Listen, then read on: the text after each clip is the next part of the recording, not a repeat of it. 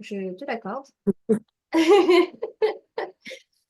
Bon, bah, c'est chouette. Merci beaucoup pour votre partage. Alors, donc, je vous propose que l'on continue d'avancer. On a, je pense, une belle source de motivation pour cette masterclass aujourd'hui, au vu de ce que j'ai pu lire. Donc, on continue.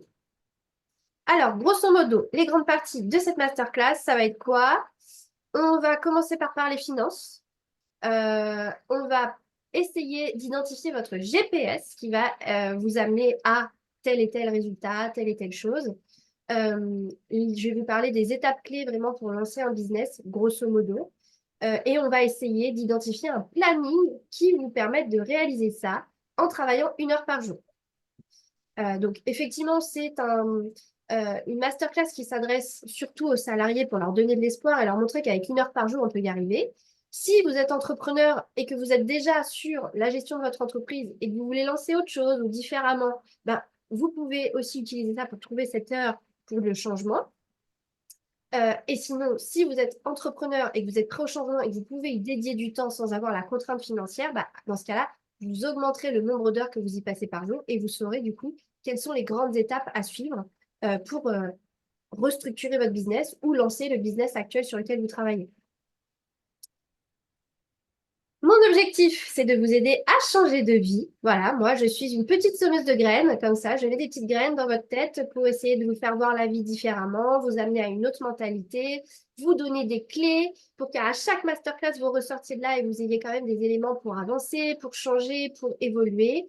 Surtout aussi, mon rôle, c'est de vous rassurer, de vous montrer que c'est possible, vous donner des clés pour ça, répondre à vos questions parce que voilà, on est souvent seul dans notre démarche et on ne sait pas à qui s'adresser, on ne sait pas à qui poser les questions. On a un tas de questions, donc c'est le moment d'en parler. Et il n'y a pas que moi, il y a peut-être aussi d'autres personnes dans la masterclass qui peuvent être passées par des expériences qui peuvent être intéressantes de partager, desquelles vous pouvez aussi tirer des enseignements.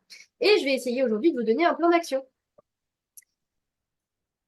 Donc, pour les nouveaux, je rappelle un petit peu qui je suis dans les grandes lignes. Je suis originaire de Normandie. Je me suis installée, après avoir vécu un peu partout dans le monde, je me suis installée en Martinique, mon petit coin de paradis, que j'adore, que je pense que je ne quitterai plus.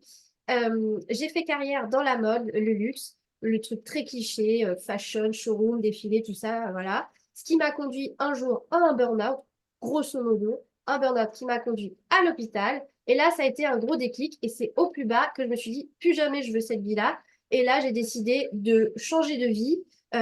J'ai eu la chance, je pense que c'était le bon moment et que les éléments se sont mis en place dans ma vie, les synchronicités, les signes, tout ce que vous voulez, qui m'a guidée à quelque chose qui était vraiment fait pour moi, le coaching en développement personnel. Je me suis lancée dans le coaching en développement personnel. Très vite, j'ai créé ma propre formation pour ma propre méthode de coaching. Donc, je suis devenue organisme de formation. Et aujourd'hui, j'ai développé une casquette très business, Keypreneur, qui prend beaucoup de sources dans le développement personnel parce que tout part de soi pour aller vers un développement d'entreprise qui nous permette d'être un outil pour réaliser notre vie idéale. Et tout ça, vous allez voir, vous allez le comprendre au fur et à mesure de cette masterclass. Et j'en parle aussi à la fin pour ceux qui sont intéressés. Et donc, du coup, ce burn-out, alors moi, j'espère que vous n'arriverez pas au burn-out pour avoir un déclic et changer de vie. J'espère que vous allez avoir une motivation assez importante pour changer de vie dès maintenant et pas attendre que ce soit trop tard. Enfin, en tout cas, difficile.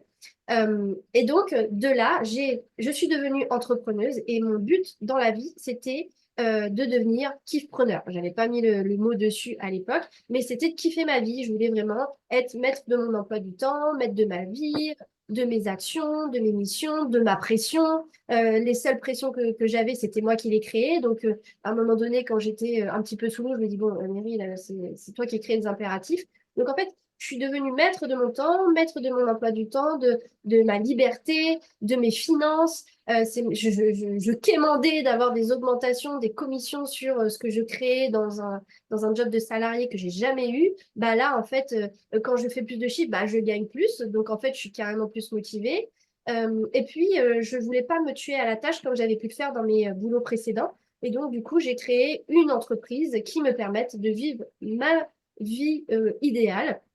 Alors, la vie idéale, pour moi, c'est de ne pas trop travailler chaque jour, d'avoir du résultat, et d'aider les gens, de les impacter, de les faire voir les choses autrement, leur faire avoir des révélations et de leur faire évoluer leur vie dans un sens qui leur plaît. Ça me fait kiffer. Donc, je le fais et j'adore ce que je fais. Je peux voyager tout en ayant un bon salaire. Donc, voilà, j'ai atteint ma vie idéale en 3 ans. Euh, et donc, voilà pourquoi aujourd'hui je suis là et je vous parle de tout ça. Euh, Mon entreprise, pour que vous compreniez un petit peu pour ceux qui ne le connaissent pas, mon entreprise s'appelle Zen Touch, la petite touche de Zen. C'est un organisme de formation qui a été déclaré en préfecture, donc formation pour adultes, et qui est certifié par le label qualité Calliope, ce qui permet de garantir le niveau de qualité de mes formations et aussi parfois d'obtenir des financements. Donc, les deux casquettes au sein de cette entreprise, c'est surtout de la formation et du coaching qui sont axés sur le développement personnel. Donc, j'ai ma formation de coach en dev perso et sur l'entrepreneuriat avec la formation Kiffpreneur que j'ai lancée récemment. Mon équipe, c'est une belle brochette de belles nanas enthousiastes, dynamiques, de belles âmes qui m'accompagnent. Donc, on a Anissa, Lauriel, Mandy et Julie qui sont à la fois coach et formatrice. Donc voilà, c'est avec elle que vous échangez, notamment dans le groupe WhatsApp. Si vous avez réservé un appel stratégique, un appel de coaching, voilà, bah, c'est avec elle que vous tombez. Donc voilà, j'ai le grand plaisir d'avoir une équipe formidable pour m'accompagner dans toute cette évolution et tous ces projets que j'entreprends. Alors on va commencer. C'est parti, let's go. On va commencer par un premier exercice. Donc, prenez de quoi noter. L'idée, avant de se lancer et de se sentir sous pression, avant de se lancer dans l'entrepreneuriat, avant de restructurer son entreprise et de développer un autre business ou de revoir notre business actuel, notre activité pour la faire évoluer et qu'elle nous corresponde davantage, bah, l'idée, c'est de faire un point sur les finances. Parce que si on ne s'y prépare pas financièrement, on va se retrouver le couteau sous la gorge, toujours avec ce poids au-dessus de la tête, à se dire à tout moment, je peux être vraiment en galère financièrement. Et en fait, on en a tellement peur, c'est une peur qui est tellement grande qu'elle va fausser notre comportement, nos décisions. Et on va pas prendre des décisions qui nous aident sur le long terme, le moyen terme. On va prendre des décisions qui nous aident à court terme. Par exemple, on nous fait une proposition pour un contrat ou autre qui n'est pas du tout en lien avec ce qu'on fait, qui nous plaît qu'à moitié. Bah, on va le prendre parce qu'on a besoin d'argent. Alors que si on avait pris ce temps pour... Excusez-moi. Alors que si on avait pris ce temps pour son projet, eh bien, en fait, on aurait généré des revenus, on aurait travaillé pour nos propres rêves, notre vie idéale. Donc, en fait, voilà, on peut se faire un petit peu berner par des opportunités qui finalement ne sont que des obstacles et qui nous éloignent, qui nous retardent dans la réalisation de nos vrais projets de vie. Donc, c'est ce que je voudrais vous transmettre comme information essentielle et pourquoi c'est essentiel de travailler sur les finances, de trouver une solution pour se rassurer à ce sujet.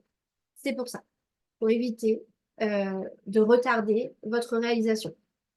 Donc, pour vous aider, la première question, c'est d'imaginer, parce que je sais que vous n'avez pas les éléments parfaits, très précis, mais déjà, imaginez de combien de temps vous avez besoin pour vous lancer. Bon, moi, aujourd'hui, je vous fais un planning sur 6 mois, mais est-ce que vous avez visualisé, idéalisé un autre délai? Ben, notez-le ici. Ensuite, vous allez noter combien de temps vous allez être sans source de revenus. Alors, peut-être qu'il y a des personnes qui se lancent donc, qui forcément ne vont pas quitter leur emploi pour se lancer. Ils vont peut-être attendre de se lancer justement en travaillant 1 heure par jour pour ensuite quitter leur emploi. Euh, mais donc, essayez d'analyser le temps où vous allez être sans source de revenus, ce qui peut justement vous mettre un petit peu le couteau sous la gorge et vous faire peur, vous tétaniser et vous faire prendre les mauvaises décisions. Donc, réfléchissez à ce point. Euh, Ensuite, autre élément, quelles sont les dépenses mensuelles, personnelles, indispensables? Qu'est-ce que vous dépensez chaque mois que vous ne pouvez pas réduire, vous ne pouvez pas faire autrement.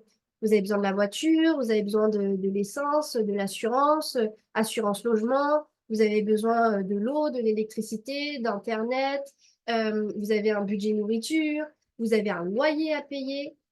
Là, ça va vous prendre un petit temps, mais notez, listez l'ensemble des dépenses que vous avez chaque mois et ça va nous permettre de bien identifier ce dont vous avez besoin et de mettre en place des choses derrière ou justement ne pas faire certaines choses et les faire dans un autre ordre.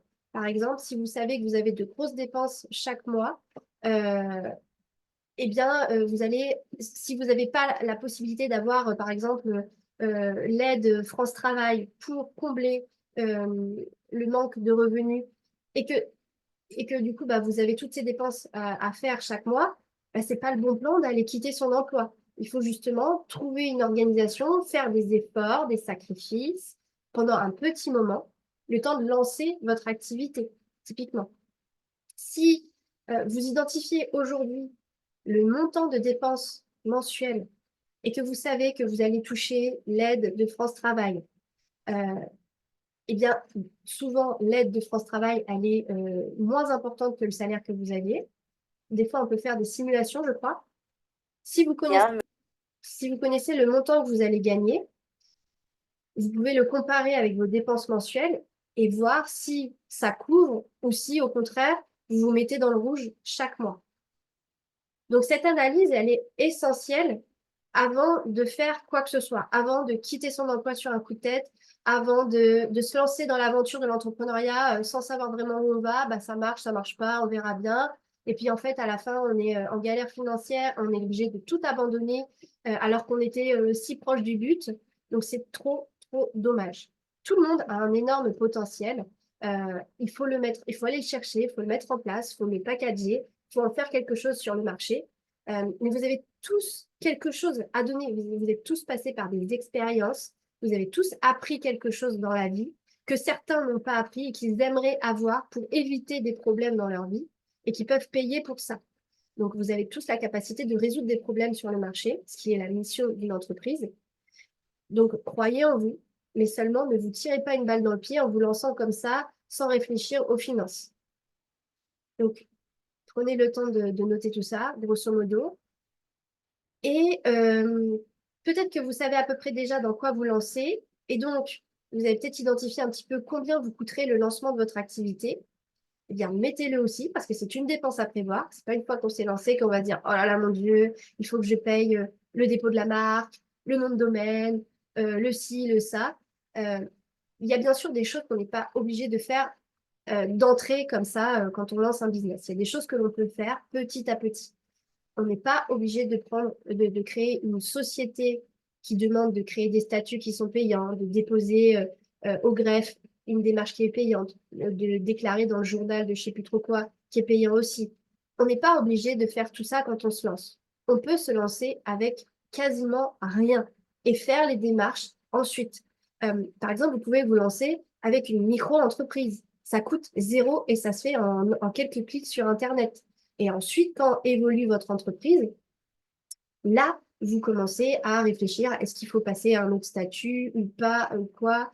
Vous pouvez vous lancer avant, euh, vous pouvez commencer sans site internet. Donc, pas obligé au début de commencer à payer un nom de domaine.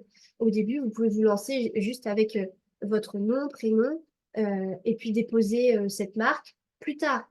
Donc, vous voyez, mettez pas la charrue avant les bœufs.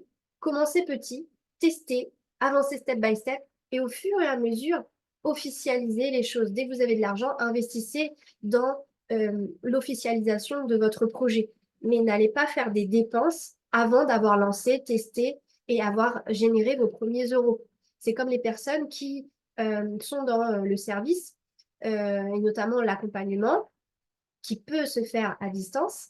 Et ils commencent la première, enfin, ils ont à peine commencé qu'ils se disent qu'il faut absolument prendre un cabinet pignon sur rue avec un super gros loyer pour être visible, avoir des clients.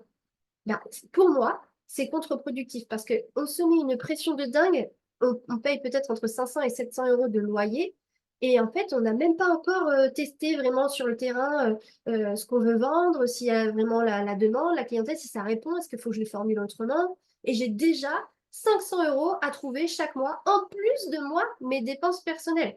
Donc là, clairement, on se met un stress horrible et c'est très difficile à vivre.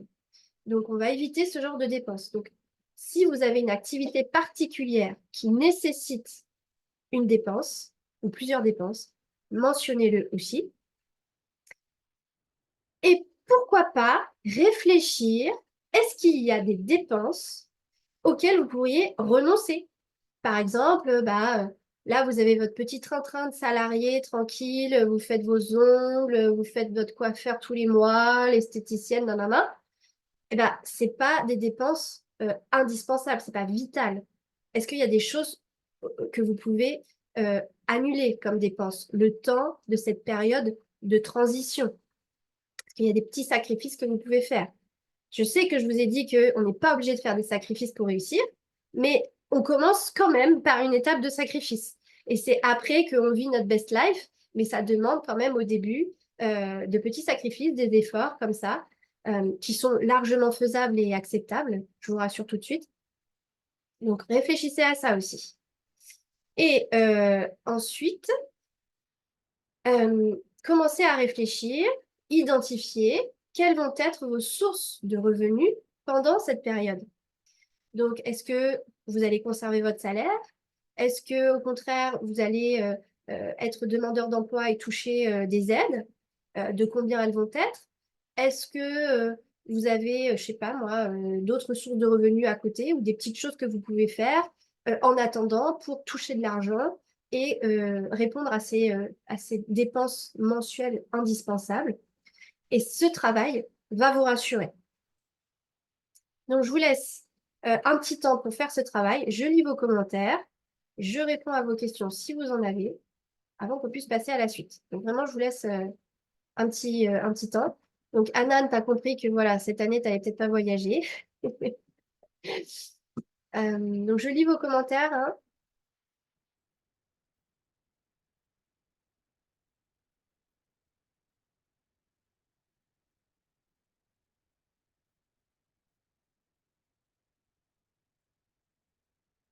Donc, il y a Émilie qui me donne des petits conseils.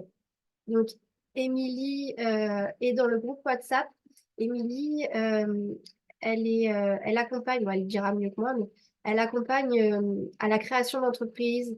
Euh, Elle aide énormément sur tout ce qui est aide financière, aide de l'État, etc. Donc, s'il y a bien une personne à qui poser des questions sur ce sujet, c'est Émilie. Donc, vous retrouvez Émilie dans le groupe. Elle se manifestera. Donc, est-ce que ça va? Est-ce qu'il y a des questions? Est-ce qu'il y a quelqu'un qui veut partager quelque chose? Aline, t'as levé la main ou t'as bougé tes cheveux seulement? Non, t'avais pas de questions? Non, ça va. Alors, est-ce que quelqu'un veut partager ce qu'il a fait comme travail? Est-ce que ça vous paraît plus ou moins simple d'analyser tout ça? Sinon, vous mettez un petit pouce dans le chat.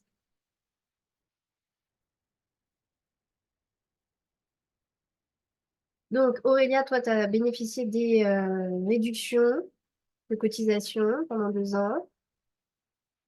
Euh,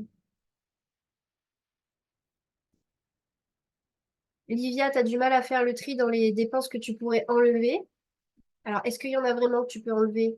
Peut-être pas. Peut-être que tu es déjà dans dans l'indispensable.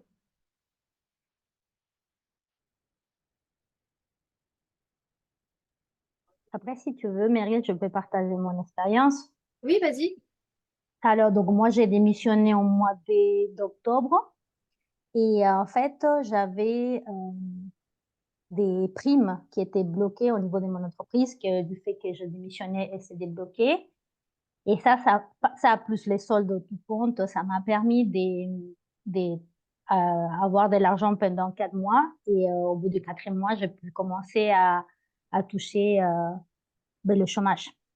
Et donc, du coup, comme ça me permet d'être un peu tranquille le temps de lancer l'activité. Voilà. Donc, si ça peut aider quelqu'un, Mm. ça peut se faire comme ça. C'est vrai que l'aide du chômage nous aide particulièrement. Euh, et de faire ce point finance pour faire un tri, élaguer un petit peu, épurer, ça nous aide aussi, ça nous évite de nous mettre dans le rouge. Euh, Ouais, Effectivement, comme le précisait aussi Aurélia, il y a des exonérations de cotisations, des exonérations de TVA. Il y a l'ACRE, si je ne me trompe pas, il me semble que c'est en gros euh, nos aides de chômage. Par exemple, on a le droit à 2 ans de chômage, on a le droit à 1 000 € par mois de chômage. Je crois que l'ACRE, c'est tout ce montant qui est valorisé et on nous donne en gros la moitié de ce montant d'un coup. Donc vas-y, Émilie, c'est toi la pro, raconte-nous, prends la parole. Alors, bonsoir à toutes. Donc, en fait, là, c'est pas l'ACRE, parce que l'ACRE, c'est pour avoir l'exonération de Ah, cotisation, tout en sachant que dans les DOM, on n'a pas, alors, même si on nous dit de faire la demande d'ACRE, puis j'étais à l'URSSAF ce matin, on n'a pas le droit au DOM, au niveau des DOM, à cette exonération de 2 ans, parce qu'on a déjà un avantage qui est mieux que la France. Donc, c'est plus au niveau de la métropole que ça qui va y avoir cette exonération de l'ACRE. Et ça s'appelle l'ARS, A-R-C-E. Il faut savoir que dès que vous voulez créer, donc avant de créer l'entreprise, vous dites à Pôle emploi que vous voulez créer. Et je crois qu'avant, c'était 45% du montant total des cotisations en fait, de vos ACDIC. Mais maintenant, je crois que c'est passé à 50 ou 60%. Donc, je vous explique, par exemple, si vous êtes au Pôle emploi, vous avez le taux horaire qui est affiché dans votre compte Pôle emploi et le nombre de jours qui vous reste. Imaginons que vous êtes à 10 euros, hein, je dis en gros 10 euros de l'heure, et il vous reste 200 jours, donc vous faites ces 10, c'est 10 euros, non, 10 euros par jour, désolé, 10 euros par jour, fois les 200 jours, ça vous fait 2000 et vous calculez par exemple 60%. Et vous savez qu'il vous donne 60% de ça. Pourquoi il ne donne pas la totalité? Alors avant, il donnait la totalité, mais il bloque une partie parce qu'en fait, au cas où, si vous avez un problème avec votre entreprise, vous devez retourner au chômage, il vous redébloque le chômage. Tout en sachant qu'à partir du moment où vous avez pris l'ARS, donc ARCE, vous êtes radié du Pôle emploi. Vous n'êtes plus considéré comme demandeur d'emploi. Et cette indemnisation, donc vos ACDIC, sont donnés en 2 fois. Une fois, imaginons en janvier, et 6 mois après, en juin.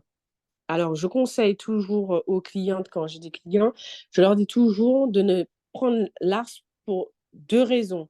C'est soit vous savez que vous générez du chiffre tout de suite, donc vous générez du chiffre tout de suite, donc il n'y a pas de souci, ou soit parce que vous savez gérer l'argent. Parce que n'oubliez pas, à partir du moment où vous recevez l'ARS, vous n'avez plus les ACDIC qui tombent par mois, puisque mm, vous avez déjà pris, vous êtes déjà parti avec un pourcentage. exactement. Si vous savez gérer votre argent et vous savez que vous n'allez pas avoir de revenus tout de suite de vos entreprises, vous savez gérer votre argent, vous pouvez gérer l'argent qu'on vous aura donné. Alors, par contre, peut-être que Meryl a peut-être raison, c'est pas ça à 100%, il faudrait que je regarde, ou sinon, si vous tapez sur Internet, vous allez voir. Sinon, si vous savez que vous avez des problèmes de gestion pour le moment et que votre entreprise ne va pas vous donner de revenus, ou alors elle peut vous donner du revenu, hein, mais vous ne voulez pas partir avec vos ACDIC, à ce moment-là, vous touchez vos ACDIC tous les mois. Mais attention, quand vous êtes micro-entrepreneur, Mm, auto-entrepreneur, donc tout ce qui est auto-entrepreneur, tout ce qui n'est pas société, tout ce qui n'est pas SAS, SARL, SCI, en fait, ils vont déduire vos ACDIC de vos chiffres d'affaires. Je m'explique. Un auto-entrepreneur, par exemple, on est taxé sur le chiffre d'affaires. Donc, si vous avez fait 1 000 € ce mois-ci, vous devez dire au Pôle emploi, j'ai eu 1 000 €. Si vos ACDIC, c'est 1 500 €, le Pôle emploi va vous donner 500 euros. mm. C'est très important. Ils déduisent. Donc, ensuite, si vous êtes entreprise individuelle au réel simplifié, c'est-à-dire que vous avez l'option réel simplifié, ça veut dire que vous pouvez faire chiffre d'affaires moins ce bénéfice comme une société.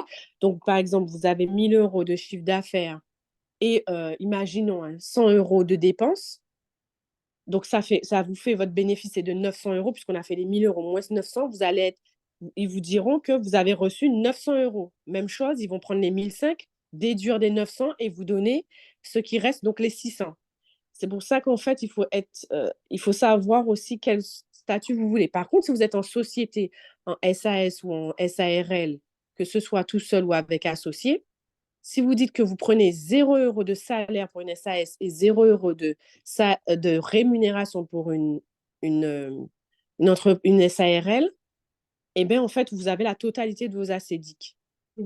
Je sais pas si vous avez compris, mais en tous les cas, faites bien attention, comme Oui, dit j'ai vu, Aurélien. Mary.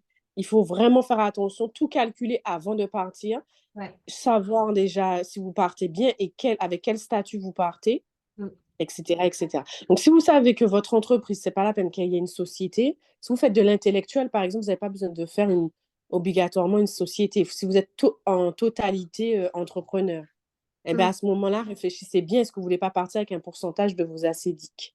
Mm. Alors, Voilà. Émilie, merci beaucoup et reste pas loin parce que je pense qu'on va avoir d'autres questions. Et il y a Ah, Aurélia qui veut rebondir par rapport à ce que tu as dit justement. Donc Aurélia, je te donne la parole. Aurélia, t'as disparu? Ah non, c'est là. Est-ce que vous m'entendez? Ouais, on t'entend. Pas très fort par contre. Ouais, je vais essayer de parler plus fort, mais mon micro n'est pas hyper bon, et je suis dans un lieu public. Ok. Je voulais juste rebondir sur d'autres choses. Moi, je suis en auto-entreprise. Et alors, je ne sais pas si on n'a pas le droit dans les DOM, mais en attendant, moi, j'avais des cotisations moins élevées, et là, j'arrive à 2 ans qui viennent d'augmenter. Donc, si on n'a pas le droit dans les DOM, je ne sais pas à quoi c'est dû du coup. Et la deuxième chose, c'est par rapport aux indemnités Pôle emploi. Moi, je pensais que si je touchais plus que mon indemnité, je n'aurais pas de cotisation et qu'effectivement, on me déduisait. Alors, le calcul n'est pas vraiment comme ça, puisque même quand je dépasse, j'ai quand même des indemnités. J'ai pas le même montant, bien sûr, j'ai moins, mais j'ai quand même des indemnités. Et moi, je calcule que là, si j'étais en société et que je me déclarais à 0 et que j'avais l'intégralité de mon indemnité de France Travail, il y a des mois où en fait, je gagnerais moins, puisque là, en déclarant du chiffre d'affaires, France Travail me gère quand même des indemnités, donc je dépasse le montant de mon indemnité entre mon chiffre d'affaires et l'indemnité de France Travail. Je voulais dire que c'est pas si j'ai droit à 2000 et que j'ai gagné 1000, ils me donnent que 1000. C'est pas comme ça que c'est calculé. Bah non, parce que évidemment, on fait un peu à la louche.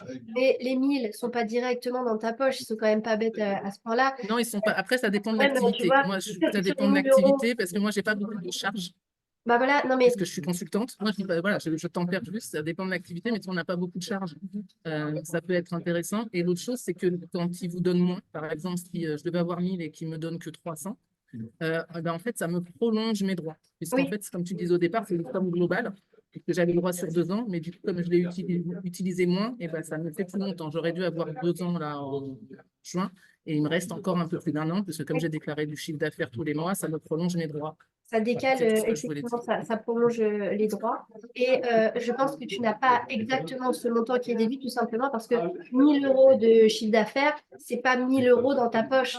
Il y a quand même des charges, des Oui, cotisations. mais là où Des j'étais très impôts. surprise, c'est que bon, si je suis transparente, j'ai droit à 1800, 1900 euros d'indemnité. Mais quand je déclare 3000, 4000 ou 5000, j'ai quand même de l'argent. Ok, c'est bizarre.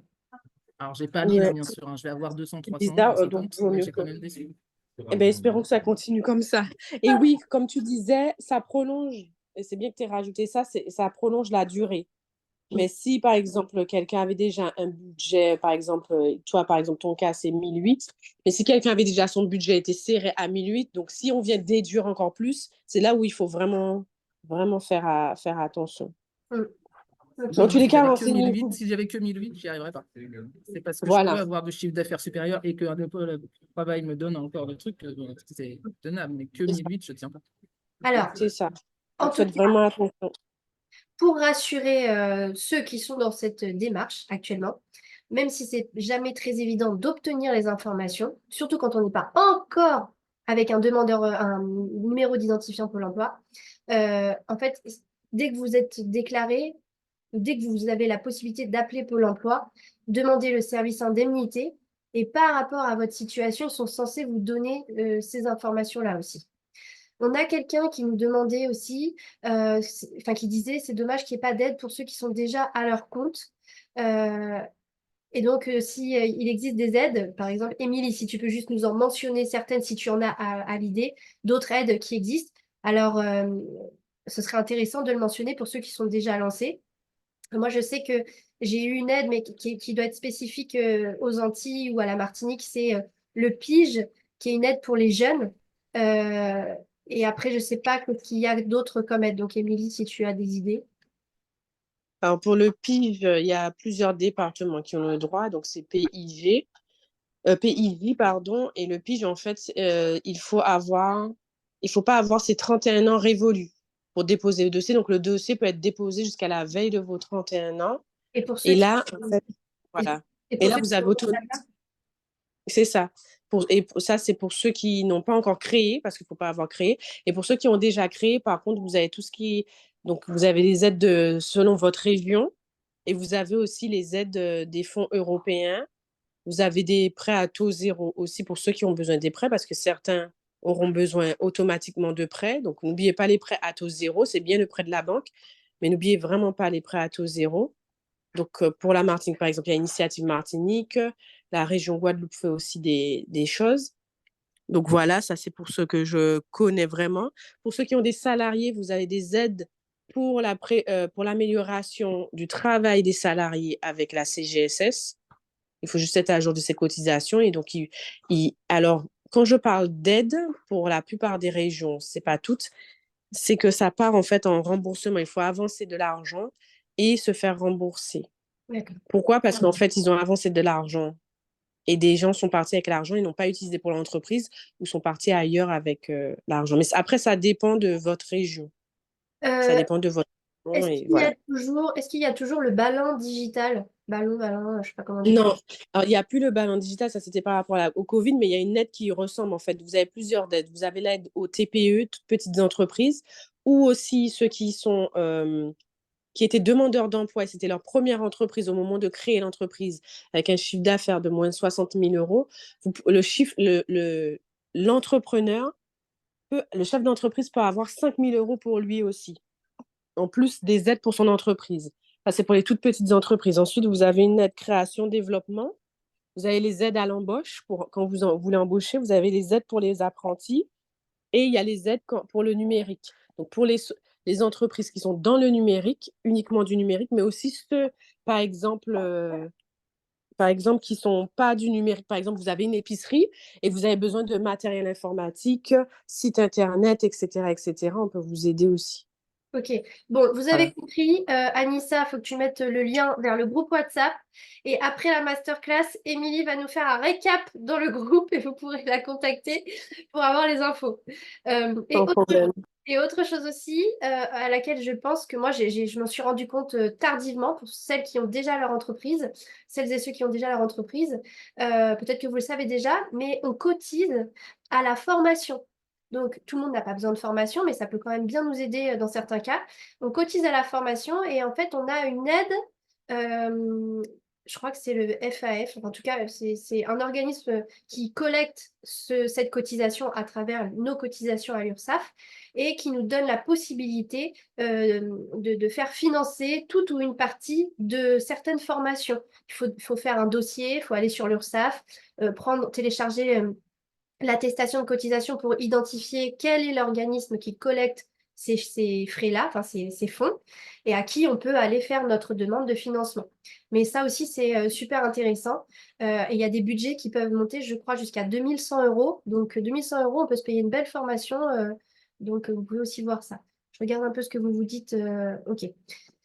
Donc, super pour ce volet finance. On va passer à la suite. Merci encore hein, à Émilie d'avoir partagé tous ces petits conseils. Et on poursuit. Alors, on va travailler sur votre GPS. Le GPS, c'est ce qui va vous guider parce que oui, il y a, comme on l'a vu au tout début de la masterclass, il y a toutes les choses que vous ne voulez pas, qui vous agacent, qui vous motivent à avancer. Mais il y a aussi votre vie idéale. Qu'est-ce que vous voulez vivre? Pourquoi vous battez chaque jour? Pourquoi vous vous levez chaque jour? Pourquoi vous vous motivez chaque jour? Qu'est-ce que vous voulez réaliser? Quel est ce à quoi vous aspirez? Donc, je ne vais pas vous faire une méditation de vie idéale, mais posez-vous et identifiez, posez-vous avec vous-même, écrivez, dessinez, prenez des photos, fermez les yeux, visualisez. quelle est cette vie idéale que vous voulez. Et on ne le fait pas assez, cet exercice, ce qui fait qu'on ne sait pas clairement où on veut aller. Alors, vous pouvez avoir une vision sur cette année, l'année prochaine, dans 3 ans, dans 5 ans, dans 10 ans, à la fin de votre vie, mais ayez ce début de GPS, cet indicateur, cette motivation, cette destination vers laquelle vous voulez aller. Soyez clair avec ça. C'est hyper important. Sachez ce que vous voulez transmettre, comment vous voulez impacter le monde autour de vous, qu'est-ce que vous voulez apporter, comment vous voulez contribuer au monde, dans quel confort vous voulez vivre, quelles sont les activités que vous voulez vivre, quelle famille vous voulez, voilà, quelles activités, tout ça, quel temps libre vous voulez. Posez-vous la question, qu'est-ce que vous voulez? Et donc, ça sera une partie de votre GPS. Donc, fondamental de travailler votre vision. Et comme je vous le répète quand même, vous pouvez travailler step by step sur votre vie idéale, la vie dans 1 an, dans 2 ans, dans 3 ans, ou direct, votre vie idéale, elle ressemblerait à quoi? Et quand elle arrivera, mais vous savez que c'est cette vie-là que vous voulez. On va travailler step by step. Je vous fais encore un petit peu bosser. On va essayer d'identifier une évolution sur 3 ans de votre GPS, de votre activité, de votre entreprise. Donc, ce travail sur 3 ans nous permet d'accepter les petits pas. Parce que l'entrepreneuriat, à moins que vous ayez vraiment un gros coup de chance, que vous ayez vraiment la science infuse, c'est rare que la première année de business, vous ayez déjà tout ce que vous souhaitiez, le salaire idéal, le chiffre d'affaires idéal. C'est rare qu'on ait tout la première année. En général, la première année, on est en pleine construction. L'année numéro 2, on est dans l'amélioration, la consolidation. Et l'année numéro 3, on est dans l'expansion. Donc, c'est en général comme ça que ça se passe. Parce que il n'y a que 24 heures dans une journée et qu'il faut aussi des processus d'intégration, qu'il faut assimiler, qu'il faut tester, qu'il faut échouer, se casser la figure, rebondir, comprendre pourquoi, tirer des leçons, améliorer, changer, saisir les opportunités, observer le marché, observer l'évolution. Vous observez-vous? Est-ce que je suis toujours en phase avec ça? Non, il faut que je change. Donc, il y a beaucoup de paramètres, mais je trouve ça intéressant d'avoir une idée un petit peu de année après année, ce qui va se passer, ce que vous visez, d'accepter, comme je vous disais, les petits pas, de se dire que l'année 1, c'est vraiment l'année de lancement, qu'on démarre les ventes. Et donc, de se dire, bon, l'année 1, j'accepte d'avoir ce salaire-là. Ce serait ça. Le salaire idéal, c'est celui qui couvre mes dépenses, peut-être avec un petit bonus. Mais si déjà j'ai ça, c'est super. Si j'arrive à me générer ça à la première année, je suis pas mal. L'année 2, là, je vais viser un peu plus. Je vais consolider, je vais développer, je vais améliorer. Donc, qu'est-ce que je vise? Qu'est-ce que ce serait le salaire que je vise en 2e année? Et puis l'année 3, où je suis censée être dans l'expansion parce que j'ai eu 2 ans de construction, de consolidation, d'amélioration. L'année 3, normalement, c'est la superbe année. Donc, l'année 3, c'est quoi ce que je vise? Je vous l'avais dit dans la masterclass précédente, moi j'avais écrit sur un petit bout de papier au tout début, avant de me lancer, j'avais écrit, voilà, moi je veux gagner ce salaire. J'avais identifié un petit peu le chiffre d'affaires que je devais réaliser pour réaliser ce salaire. Et j'avais identifié qu'il me fallait 3 ans pour le faire. Et c'est exactement ce qui s'est passé alors que j'ai jamais réouvert le cahier finalement. C'est que quand je l'ai fait, que je me suis dit, que je suis tombée sur ce cahier et que j'ai vu en fait que je l'avais déjà écrit ça.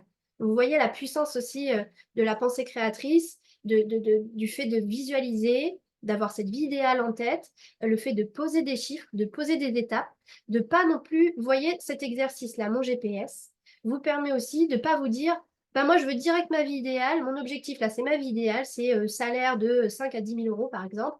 Ça nous paraît insurmontable, ça nous paraît impossible à réaliser. Et du coup, on va se mettre une pression de dingue et on va faire que être déçu. Alors que si on accepte qu'il y a des étapes pour y arriver, je vous souhaite que les étapes elles passent beaucoup plus vite, bien évidemment, mais sur un rythme convenable, dans une logique, je pense que ce sera cette évolution qui vous attend. Et donc, essayez de noter année 1, qui est une année de lancement, de test, de vente. On démarre. Qu'est-ce que vous visez à minima comme salaire? Quel est le salaire dont vous avez besoin en année 1. Essayez de réfléchir à cette année 1. Qu'est-ce que vous allez vendre? Est-ce que vous avez déjà une idée de ce que vous allez vendre?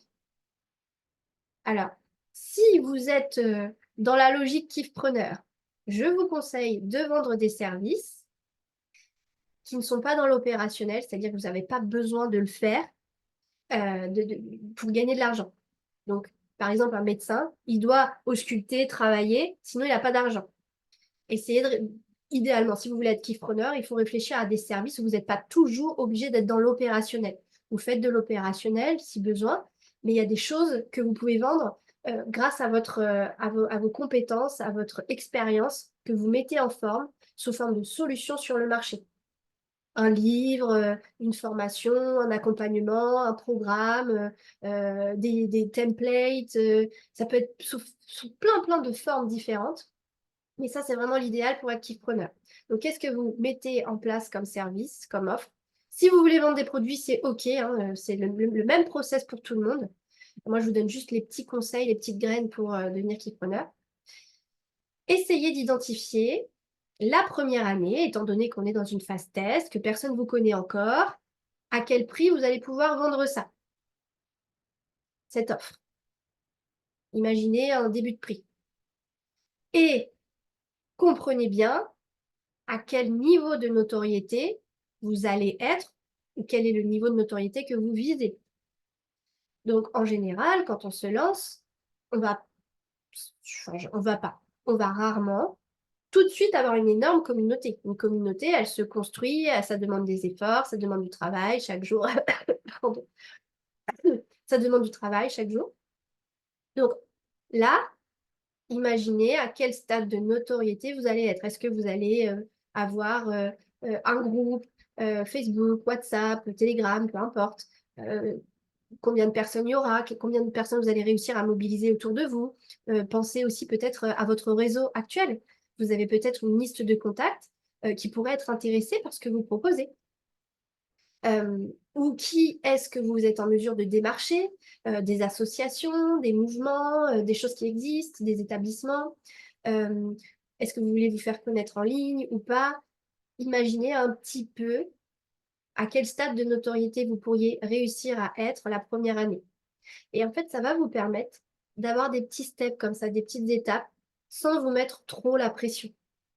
Et en acceptant qu'il y ait un chemin à prendre, que ce chemin, que vous n'allez pas être du jour au lendemain dans votre vie idéale, mais ça vous permet de l'accepter parce que vous savez que ça va arriver et vous savez que tout prend un temps et que tout vient à point à qui c'est attendre. Vous faites le même travail pour l'année 2. L'année 2, on a lancé notre offre, on a vendu, on a des retours, on a expérimenté, on a vu là où ça cloche, là où ça coince, on s'est amélioré. On a toute cette expérience qui nous donne l'assurance et l'expertise. On a toute cette expérience pour communiquer. On a bénéficié de toute cette année pour se faire connaître. Donc, on en est à un stade supérieur. Donc, où pensez-vous en être? Qu'est-ce que vous visez sur l'année 2? Est-ce que votre offre va évoluer? Est-ce que vous allez proposer plusieurs offres, des offres complémentaires? Est-ce que vous allez proposer une même offre sous différents formats? Et est-ce que le prix va augmenter? Pareil, quand on vise ici année 1 le prix, on peut se dire que quand on démarre, notre offre, par exemple, elle vaut 2 000 €. Mais quand on démarre, on va la vendre 1 000 € moins cher parce qu'on démarre. C'est la première fois qu'on le fait. Et on sait que la première année, on vise ça. Mais on sait que la deuxième année, on peut la vendre plein pot, le plein tarif, le tarif qu'elle vaut sur le marché. Donc, notez-le. Et année 3, on a l'expérience de ces 2 années de croissance, d'évolution, d'apprentissage. En fin d'année 2, on arrive à un stade où normalement tout est carré, tout est consolidé, tout est super. Bien sûr, on s'améliore toujours et on s'ajuste au marché, aux demandes. Mais on a quelque chose quand même qui est clé en main et qui est, qui est clé en main. Et en fait, normalement, en année 3, on est dans l'expansion. Pourquoi? Parce qu'en fait, ça y est, tout est carré, tout est calé. On n'a plus qu'à communiquer tout est en place, on a notre système, tout est en place, on n'a plus qu'à communiquer pour expandre et organiser notre business pour recevoir toute cette demande que l'on va générer. Donc, c'est important ce que je vous dis là parce que quand on souhaite la croissance, il faut être prêt à l'accueillir. Parce que si vous déclenchez, vous semez des graines, vous mettez en place des choses pour vous développer, mais que vous n'avez pas pensé à mettre en place le système pour accueillir cette demande, ben vous allez vous tirer une balle dans le pied parce qu'il va y avoir des bugs partout, les clients ne vont pas être satisfaits, ça va vous donner une très mauvaise réputation et au final, ben, vous allez redémarrer un petit peu à la case départ. Donc, il faut se préparer. Et cette année 3, elle est dans l'expansion. Donc, vous commencez à faire des choses pour... Vous avez du temps pour plus vous faire connaître, pour scaler, pour développer votre entreprise, être prêt, avoir des process, des automatisations qui vous permettent d'accueillir encore plus de quantité. Donc, qu'est-ce que vous visez sur l'année 3? Je regarde si vous avez des petites questions. Oui, Anan, bien sûr que ça s'applique au métier de coach. Donc, voilà. Alors, pour cette première étape du GPS, puisqu'il y en a une deuxième, est-ce que tout le monde a pu noter? Mettez-moi des petits pouces dans le chat. Est-ce que vous avez pu tous faire ce travail? Ou est-ce que vous avez des questions et auquel cas, vous pouvez prendre la parole?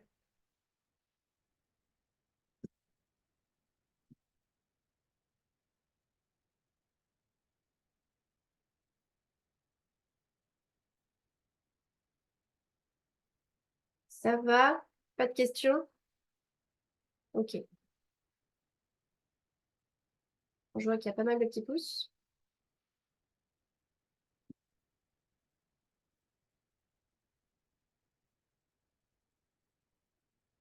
Ok. Donc, si ça, c'est ok pour vous, on passe à la suite. Alors, la suite. On va aller dans la concrétisation. Donc, il y a des personnes qui étaient à ma conférence au congrès de l'entrepreneuriat, donc vous avez normalement déjà fait cet exercice. Mais on va le faire cette fois-ci sur les 3 années. Donc, souvenez-vous, j'espère que vous avez pu noter votre salaire idéal visé ici. Vous allez le reporter ou travailler sur le même endroit si vous avez de la place. Donc, vous notez ce salaire idéal visé. Vous allez, grâce à ce salaire, vous allez pouvoir identifier le chiffre d'affaires mensuel que vous devez réaliser pour avoir ce salaire. Donc, comment on fait? On prend ce salaire et on le multiplie par 3. J'en ai déjà parlé de ça. C'est très certainement à la louche. C'est très certainement grosso modo. Et que c'est peut-être pas tout à fait la réalité. Mais je préfère que vous ayez des bonnes surprises que des mauvaises. Donc, en général, dans une entreprise classique, on a un tiers de l'argent généré qui va dans les frais de fonctionnement, un tiers, grosso modo, qui passe dans les taxes, les impôts, les cotisations, etc. Et un tiers pour nous. Partant de ce principe-là, bien sûr qu'il y a des optimisations, il y a des avantages, il y a des personnes qui dépensent rien du tout, comme ceux qui sont dans le service digitalisé. Et donc, on peut tirer sur les ficelles, bien sûr. Mais voyons les choses à la louche, partons d'une règle de 3. Donc, votre salaire idéal, vous le multipliez par 3.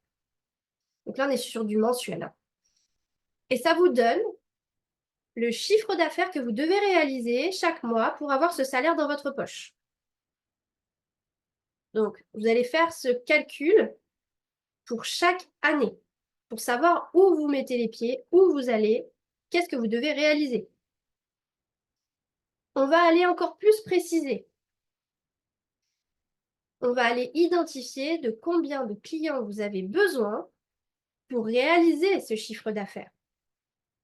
Donc, quand vous avez fait ce calcul par 3, eh bien, ce chiffre que vous avez obtenu, ce chiffre d'affaires que vous devez réaliser, vous allez le diviser par le prix de l'offre que vous aviez prévue à la diapo précédente. le prix moyen que vous avez identifié. Donc, je répète, le chiffre d'affaires que vous avez identifié pour obtenir le salaire que vous visez, vous le divisez par le prix de votre offre si vous n'en avez qu'une, ou par le prix moyen de vos offres. Et ça va vous donner le nombre de clients par mois que vous devez trouver pour avoir ce salaire. Et là, je ne suis pas en train de vous dire, ah, bah, dès que vous allez vous lancer, le mois numéro 1, il va falloir trouver tant de clients. C'est pas comme ça que ça va se passer. Une entreprise, c'est pas linéaire, c'est pas chaque mois la même chose. Surtout une année 1, on a grosso modo un semestre de lancement où on commence petit à petit à générer des revenus et un semestre de rythme de croisière où on commence à vraiment générer, avoir un process de vente. Et en fait, on peut se retrouver avec peut-être 6 mois où on gagne rien et 6 mois où on fait un gros chiffre qui vient lisser nos besoins sur l'année. Donc, on ne gagne jamais vraiment tous les mois la même chose. Notre chiffre d'affaires varie d'un mois à l'autre en fonction des lancements, des opérations, de ci, des périodes, de ça.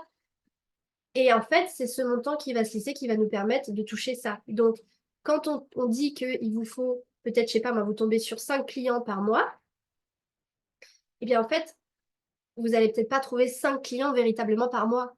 Ça va peut-être être 10 clients par mois au bout de 6 mois, par exemple. Ou ça va peut-être être 10 clients tous les 2 mois. Vous voyez, ça peut varier. Mais au moins, là, vous avez identifié un paramètre important de votre GPS. Et justement, pour avoir cette vision un peu plus globale, vous pouvez prendre ce chiffre, le nombre de clients que vous devez trouver par mois, et le multiplier par 12, le nombre de mois, pour savoir sur l'année combien de clients vous devez trouver. Et donc, vous dire, bah moi par exemple, je travaille 6 mois sur mon lancement, sur la création, sur tout, pour vendre pendant 6 mois par exemple. Et vous savez que ces 6 mois-là, vous devez trouver cet ensemble de clients.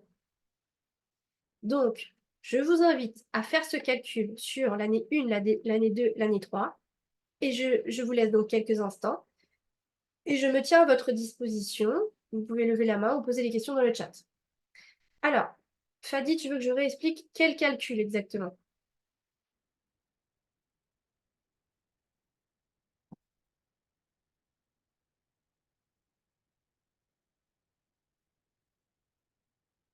Est-ce que quelqu'un a une question ou ça va? Mettez-moi des petits pouces quand vous avez fini ce travail.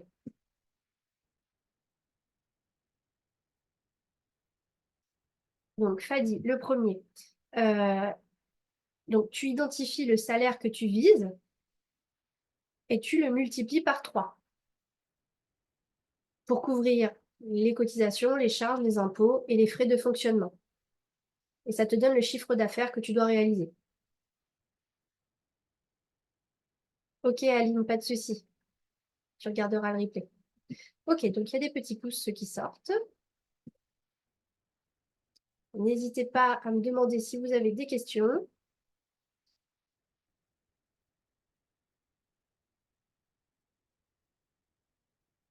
Marguerite, tu as réussi à calculer, c'est bon? Tu sais où tu dois aller? Bon, c'est chouette. Ok, on poursuit.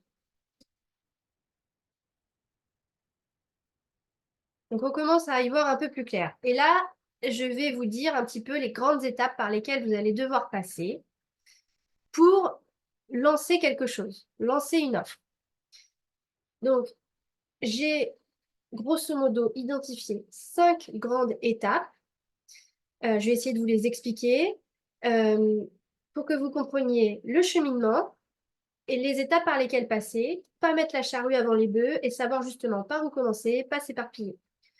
Ce travail et ce temps que j'ai indiqué, c'est pour quelqu'un qui travaille 1 heure par jour. Donc, trouver l'idée. C'est la première des choses. Il faut trouver l'idée. Autrement dit, la solution. L'idée, c'est qu'est-ce que vous êtes en mesure de donner qu'est-ce que vous voulez donner, qu'est-ce que vous voulez délivrer, qu'est-ce qui vous fait kiffer, vibrer, et qui peut être une forme de solution. Parce que je vous l'ai dit, la mission d'une entreprise, c'est de résoudre un problème sur le marché. Parce que vous pouvez kiffer faire des trucs, mais personne va aller acheter votre service ou votre produit. Ça résout un problème ou ça répond à un besoin. Parce que vous allez me dire, peut-être, je décide de faire des bougies, j'adore faire des bougies avec des petites fleurs, des petits machins, des petites couleurs, mais je ne réponds pas à un problème, je ne résous pas de problème. Quelque part, si on résout un problème, quelqu'un qui est invité, qui doit apporter un cadeau, il fait appel à qui? Il fait appel à quoi? Un cadeau utile, un cadeau ceci, un cadeau cela. Bah, on répond à un problème. Bien sûr, ce n'est pas un problème ultra lourd, c'est un problème du quotidien qui est assez aléatoire, mais on résout une sorte de problème. C'est la fête des mères, je veux offrir quelque chose, qu'est-ce que je prends? Bah, je prends un bouquet de fleurs. Donc, on répond à un certain problème. Et plus on va résoudre un problème important, dur, lourd pour le client, plus on va pouvoir valoriser notre offre, valoriser son prix à la hausse. Donc, première chose, trouvez l'idée. Donc, posez-vous la question, travaillez avec vous-même et trouvez qu'est-ce que vous kiffez faire, qu'est-ce que vous pouvez faire. Et souvent, on me dit, oui, mais qui suis-je pour faire ci, pour faire ça, syndrome de l'imposteur.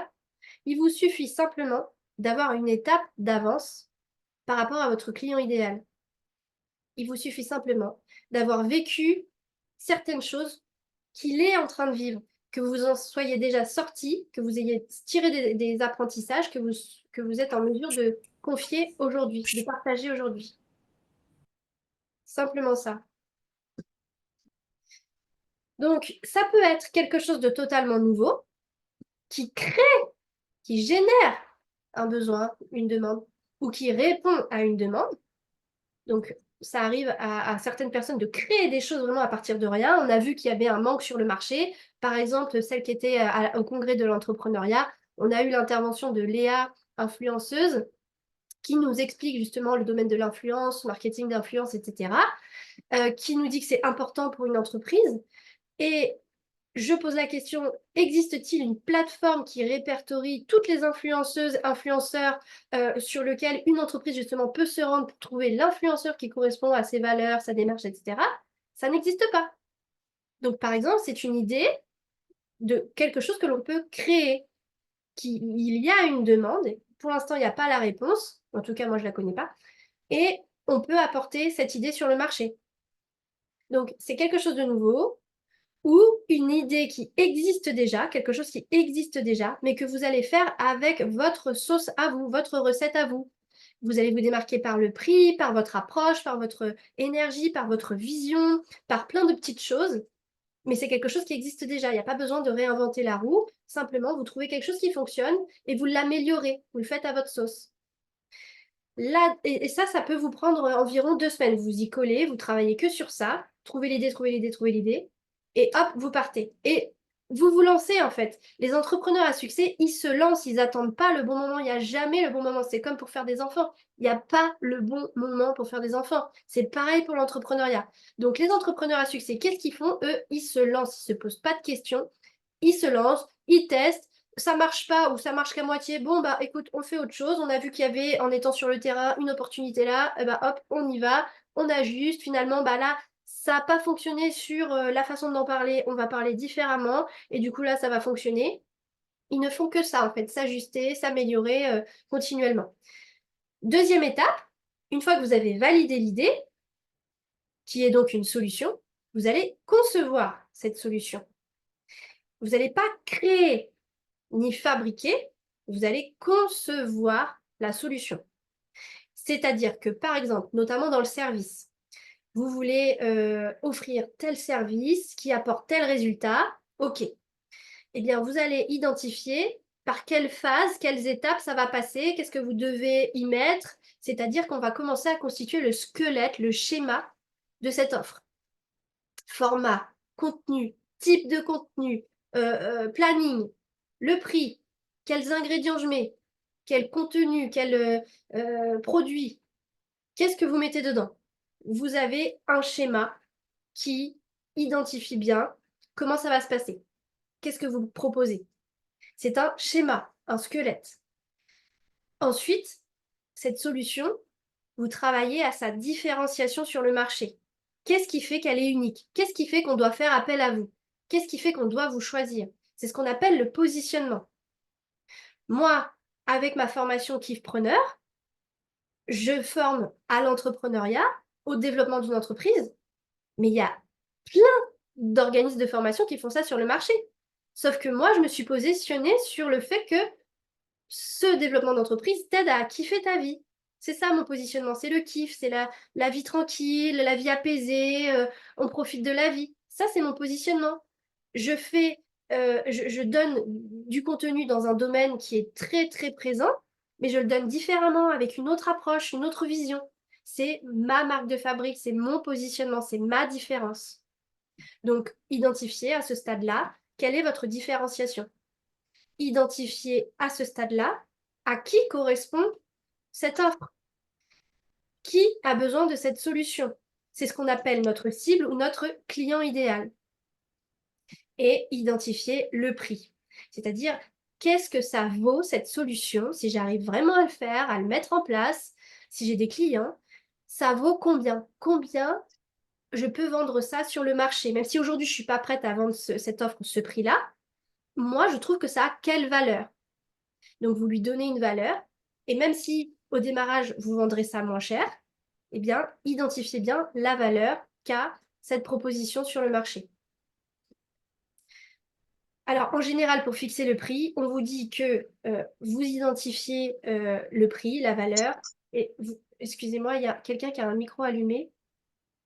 J'essaie de trouver la personne, mais je ne trouve pas.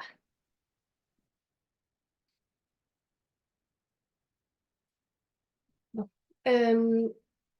On vous dit pour fixer un prix qu'en général, vous identifiez la valeur de cette offre et vous enlevez, vous retirez 30%.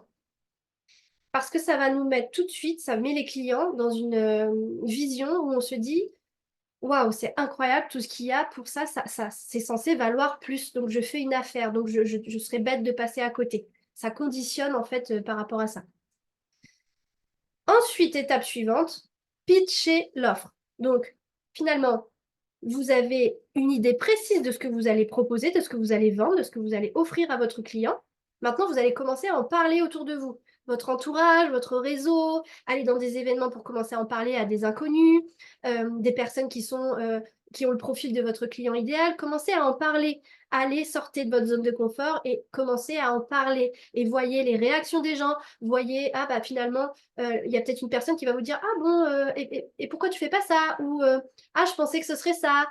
Ou tu pourrais aussi faire ça sous telle forme, ajouter ci, ajouter ça. Et ça vous donne plein d'informations qui vont vous permettre d'ajuster votre offre.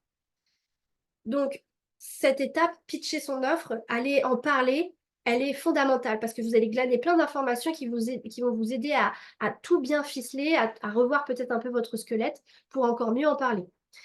Donc, pour ça, vous avez idéalement besoin d'officialiser les choses précisément sur un visuel qui peut être un visuel Canva, un flyer, un PDF, un document Word, ce que vous voulez. On n'est pas obligé d'avoir un site internet, une page de vente et tous les trucs compliqués.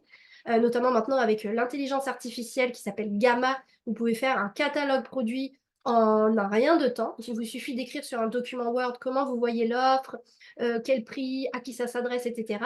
Et l'application vous fait, l'intelligence artificielle vous fait un catalogue produit en quelques minutes. Certains ont consulté mon catalogue produit Kiffpreneur. Typiquement, moi, je ne me suis pas embêtée, hein, je n'ai pas le temps, donc j'ai fait un catalogue produit avec l'intelligence artificielle. J'ai écrit tout mon programme sur Word, comment je voyais les choses. J'ai mis ça dans l'intelligence artificielle et j'ai obtenu mon programme. Bien sûr, j'ai ajusté, j'ai agrémenté de certaines choses, mais il n'y a pas besoin de faire un truc parfait. Ce qui compte, c'est que vous puissiez donner un détail de votre offre. Et une fois que vous avez fait tout ça, bah allez, c'est parti, let's go, on teste. On commence à aller trouver des clients bêta, les premiers clients qui vont tester votre offre, desquels vous tirez des enseignements. Vous allez aller chercher les feedbacks, les retours. Vous allez aller leur demander qu'est-ce qui aurait pu être mieux à tel stade, etc. pour aller l'améliorer, votre offre. Et donc, pour tester votre offre, vous allez d'abord trouver des cobayes. des premiers clients gratuits. Et comme ça, il y a moins d'exigences de leur part, vous avez moins la pression, vous testez. Ensuite, vous tirez les enseignements, vous améliorez, et là, vous trouvez des clients payants. Alors peut-être que vous pouvez pratiquer au début seulement 30% du prix, et vous le montrez que c'est 30% au lieu de 2000 euros, bah, c'est beaucoup moins. Ensuite, une fois que vous avez fait ces 5 clients-là, vous avez tiré des enseignements, vous vous êtes testé contre un prix, contre l'échange d'argent, vous avez eu cette pression financière. Vous passez au stade supérieur, 5 clients que vous faites payer 50% du prix. Et vous continuez comme ça. Et donc tout ça, c'est une expérience qui vous permet de tester votre offre, de vous tester, d'être à l'aise, de prendre en expertise, vous ajuster. Et c'est que là que vous vendez, que vraiment vous vendez au prix fort votre offre. Donc, vous faites une campagne de lancement, vous communiquez, vous prenez la parole sur ce sujet et vous lancez vraiment ce sujet. Vous avez votre catalogue, vous savez parler de votre offre, vous avez testé, vous avez des témoignages, vous avez l'expérience de l'avoir testé. Donc, vous pouvez tout de suite, quand vous avez quelqu'un au téléphone ou en contact, lui dire, bah oui, justement, c'est exactement ce qui s'est passé avec un tel, oui, c'est exactement ça que l'on peut faire avec ça, etc., etc. Donc, vous êtes vraiment en capacité, après toutes ces étapes, de vendre. Donc, pareil, une campagne de lancement peut se faire idéalement avec un prix réduit au début et puis à terme, vous vendez le plein tarif. Et c'est qu'une fois que vous avez vendu, que vous créez l'offre, que vous la fabriquez, que vous fabriquez votre produit. C'est ce qu'on appelle un petit peu des préventes. Vendez avant de créer, parce que imaginez, vous faites tout ce travail et finalement, il n'y a personne qui en veut. Vous avez beau essayer, tester, communiquer, pitcher. Vous voyez que ça ne prend pas la sauce. Bah, faut ajuster les 3 premières étapes. Alors que si vous commencez dès le début ici à créer l'offre, à tourner des vidéos, à créer vos livres, etc., et que finalement, vous arrivez là et vous ne vendez rien du tout, bah, vous avez utilisé tout ce temps pour rien. Vous n'avez généré aucun revenu et vous retournez à la case départ. C'est une grosse perte de temps. Il vaut mieux donc se tester comme ça, à concevoir, à pitcher l'offre et réajuster jusqu'à temps que ça marche et que là, on aille tester l'offre, qu'on trouve des cobayes déjà gratuits, ensuite qu'on trouve des cobayes un peu payants. Et tout ça, c'est une phase de test qui est fondamentale pour voir que ça fonctionne. Et c'est que dans cette étape-là, qui valide, qui confirme que c'est OK, qu'on peut y aller et on balance la sauce, on lance les campagnes, on lance la communication, on vend. Et une fois qu'on a nos premiers clients officiels à plein prix, et ben là, on crée véritablement l'offre finale. Bon, bien sûr, vous avez testé l'offre, donc vous voyez ce que je veux dire. Vous avez testé votre offre auparavant, mais la vraie offre finale, topissime, elle est vraiment là. Donc voilà pour les étapes. Bien sûr, notez si vous avez des questions, on y répond juste à la fin. Il y a un petit souci technique. Donc, votre planning, comment ça va s'articuler? Eh bien, le mois numéro 1, vous allez travailler sur l'étape 1, trouver l'idée. L'étape 2, concevoir l'offre, le squelette. Le mois numéro 2, vous allez pitcher l'offre et vous allez ajuster pour pouvoir, le mois numéro 3, sachant que là, on part sur le principe que vous êtes salarié, que vous avez qu'1 heure par jour à dédier à ce projet. Mois numéro 3, vous allez tester, vous réajustez tout ce que vous avez pu comprendre de ce test pour pouvoir vendre véritablement votre offre sur le mois 4 et mois 5, réajuster. Et le mois 6, eh bien là, vous êtes au top du top sur tous les côtés et vous pouvez officiellement vivre de cette activité. Donc, voilà pour les étapes mois après mois quand on n'a qu'1 heure par jour. Et je vais aller plus loin pour que vous compreniez un peu précisément. 1 heure par jour, pour que ce soit efficace, il faut idéalement fixer toujours le même créneau de travail. Donc, ça peut être le soir, le midi, le matin, peu importe. Vous choisissez un créneau et c'est toujours le même créneau. Parce que sinon, vous n'allez pas être discipliné, vous allez très vite vous faire rattraper par votre quotidien et en fait, vous n'allez jamais avancer. Idéalement, il faudrait aussi se dédier 1 heure le week-end, 1 heure le samedi, 1 heure le dimanche. Et je vous ai fait un petit topo pour que vous voyez que vous avez quand même du temps. Vous avez peut-être même plus qu'1 heure. Si vous dormez 8 heures, vous allez 8 heures au travail, que vous avez 2 heures pour les repas, 1 heure de transport, on va dire, vous avez de la chance, vous n'avez pas trop de bouchons, et que vous vous dédiez chaque jour soit 1 heure pour le sport, 1 heure pour les enfants ou 1 heure pour le mari, ouais, je sais, qu'il faut faire des choix, on est un peu dans la phase de lancement de sacrifice, bah en fait, ça fait que 20 heures par jour et il vous reste finalement 4 heures disponibles pour votre entreprise, votre projet. Donc, c'est largement faisable et abordable pour vous. Donc, pour aller plus loin, à l'issue de cette masterclass, vous allez donc prendre chacune des étapes que je vous ai mentionnées plus haut et vous allez lister l'ensemble des choses que vous avez à faire, vous particulièrement, dans cette thématique, pour trouver l'idée par quoi vous devez passer. Et vous allez noter dans un tableau, sur des pages. Et une fois que vous avez noté tout ce qui vous vient, vous allez numéroter par ordre chronologique. Qu'est-ce qui vous semble le plus important de faire en premier? Et vous allez donc identifier un ordre. Et cet ordre-là, ça vous permet de poser vos tâches les unes après les autres dans un calendrier ou sur une timeline, comme par exemple ici. Vous prenez un calendrier et vous vous y collez. 1 heure par jour, ça représente quoi? De travailler sur telle tâche, telle tâche. Bah, tel jour, je bosse sur la tâche 1. Donc pendant 3 jours, je bosse sur la tâche 1. Après, je passe à la tâche 2. Et même si vous avez peut-être l'impression de perdre du temps à établir ce planning, ça va vous faire gagner un temps fou et ça va vous obliger à travailler, à savoir chaque jour où vous avancez, comment vous avancez, et pas être là, rendez-vous boulot avec vous-même, il est 17 h, c'est bon, je m'y colle, et vous êtes là, oh bah par où je commence, qu'est-ce que je fais? Non, vous allez perdre du temps. Donc il vaut mieux que vous passiez, s'il faut 3 heures à faire la liste de vos tâches par thématique, et que vous caliez ça dans un emploi du temps, un planning, un calendrier, vous gagnerez énormément en efficacité par la suite. Autre conseil que je peux vous donner, quelques petites règles de productivité que je vous partage. Vous avez 1 heure, c'est court et en même temps c'est long, à condition de l'optimiser. Coupez le téléphone, vous le foutez dehors, vous sortez ça de là, vous enlevez ça, vous mettez ça super loin de vous pour que jamais vous ayez envie d'aller y toucher. Vous prévenez votre entourage que chaque jour à cette heure-ci, vous travaillez et qu'il ne faut pas vous déranger. Vous informez tout le monde, il faut que tout le monde soit solidaire, enfants, mari, conjointe. Vous informez qu'il y a 1 heure par jour seulement à laquelle vous dédiez votre temps à votre projet et que c'est très important pour vous. Pour vous concentrer davantage, moi j'aime beaucoup me mettre des petites musiques sur YouTube, Deep Work, Deep Focus.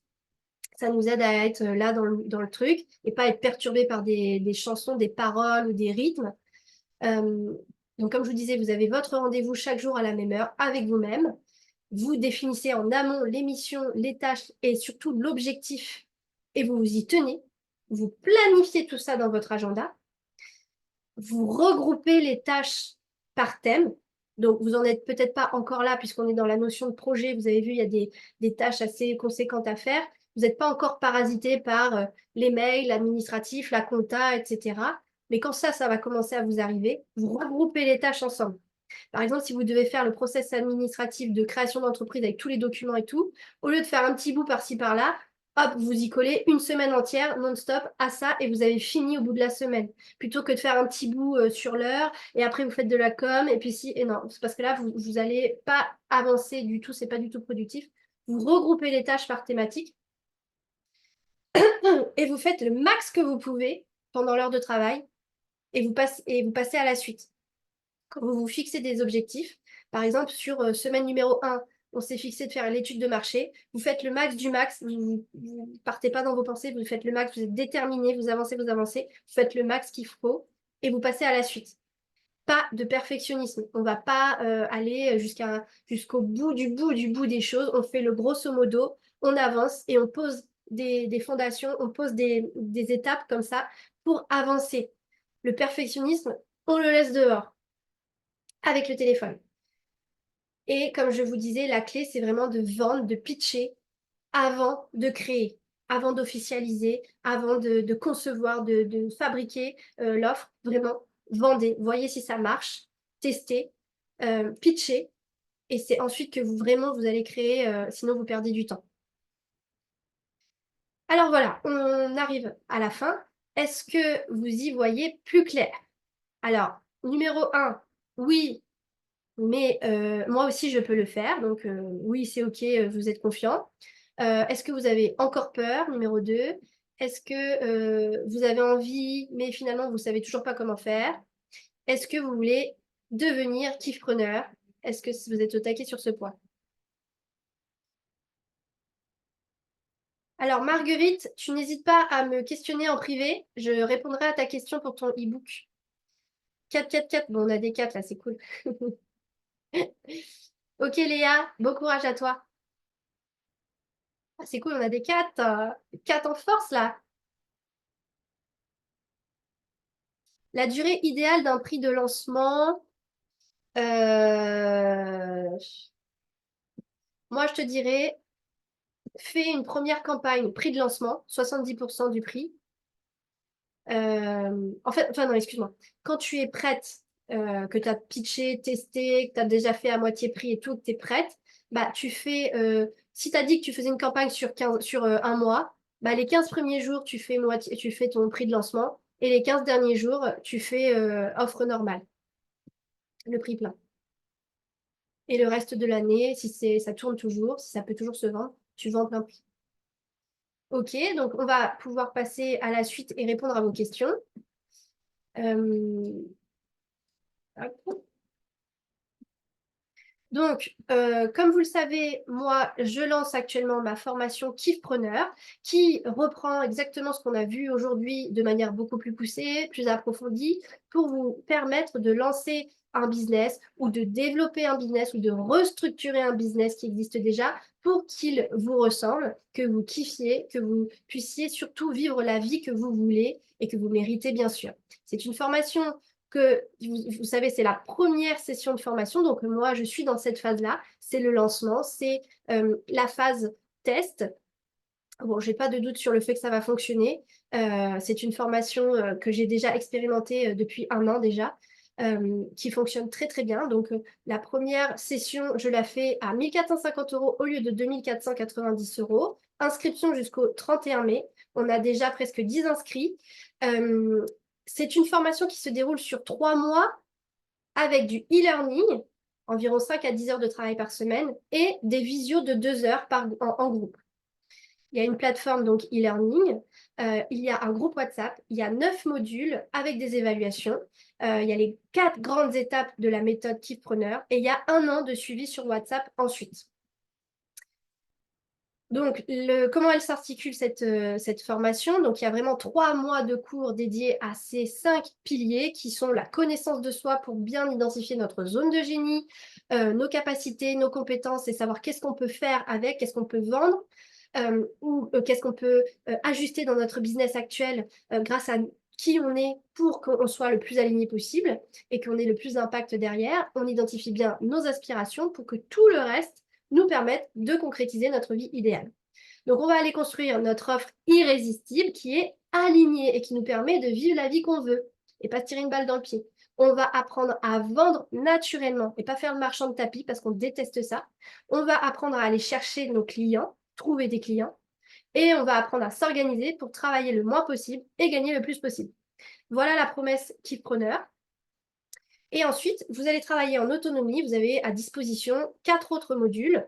Un qui est dédié au mindset et au changement. Donc là, c'est vraiment tout ce qui est reprogrammation, autre vision de la vie, les outils de développement personnel, de PNL, etc. Vous avez un module sur l'éducation financière et la gestion d'entreprise pour vous aider à bien structurer votre approche financière de votre business et pas parce qu'il y en a qui génèrent 1 million d'euros de chiffre d'affaires et à la fin ils sont en déficit parce qu'ils savent pas gérer. Et il y en a qui font de l'argent mais qui finalement n'ont pas de retraite parce que justement ils sont pas en train de construire leur avenir. Donc on parle de tout ça. On va aussi vous aider à prendre soin de vous parce que toute l'entreprise repose sur vous. Donc si vous vous cassez la figure, si vous ne prenez pas soin de vous, ben, en fait le business il s'écroule. Et on va aussi vous aider à développer votre intuition pour prendre les meilleures décisions et saisir les meilleures opportunités pour vous. Donc ça, c'est le fonctionnement de la formation Kiffpreneur. Vous pouvez bénéficier d'un appel stratégique qui vous aide à bien définir votre projet, à bien identifier votre profil, les obstacles et savoir comment passer outre ces obstacles. On vous propose gratuitement en cadeau un appel stratégique. Il y a une candidature pour cet appel parce qu'on ne peut pas répondre aux appels de tout le monde. Donc vraiment, c'est pour les personnes qui ont vraiment besoin de changement et qui sont déterminées à aller vers le changement. Vous pouvez réserver votre appel. Vous avez le lien vers ces rendez-vous-là dans les mails que vous recevez de ma part et aussi dans le chat, Anissa le met. Et maintenant que je vous ai expliqué ce que je propose, eh bien, nous pouvons passer aux questions, aux échanges, au partage. Et surtout, pour ceux qui ne restent pas, je vous donne rendez-vous jeudi prochain pour la prochaine masterclass. Merci pour votre